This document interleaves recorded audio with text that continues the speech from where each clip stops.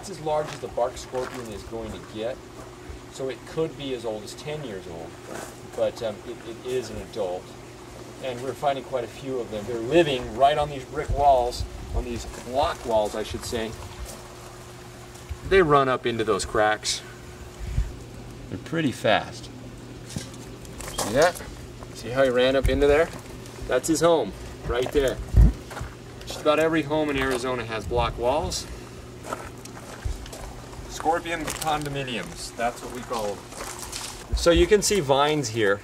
There's no scorpions readily available to see. But what vines will do, they're very beautiful, but they offer vegetation for earwigs, crickets, grasshoppers. These are all things that scorpions will eat. So I do have vines at my home, but I do also treat my walls. It's one of the reasons why it's so important to treat your walls. If you're watering at the base of the walls, your walls are not stuccoed, so scorpions can go in these cracks. They're really a harbor for scorpion problems. We really need to get rid of the source of the problem, which is where the water is out in the yard. By just treating the foundation of the home, you're not going to be able to solve the problem because the pest pressure out here is far too great. I've seen many situations where scorpions will be waiting just right underneath this. Now, a lot of people notice that scorpions will end up right underneath a mat or a towel that they leave on their back patio. And that really is because they are blind. And whenever they're out in the open, they're not very comfortable. See this little baby scorpion right here? Very cute little guy. There he is. He's not happy. There he is. Sting me if you can. Right there. There's another one. See it? Just in the rocks everywhere. See that? And I would bet that, judging from what I'm seeing here, I would bet that these baby scorpions are everywhere in the rocks, like ants. These scorpions, they'll either live, and I'll bet you there's a whole slew of them underneath this thing, because there's always water here. Yep. But these rocks are so protective. Look at how moist it is under the rocks.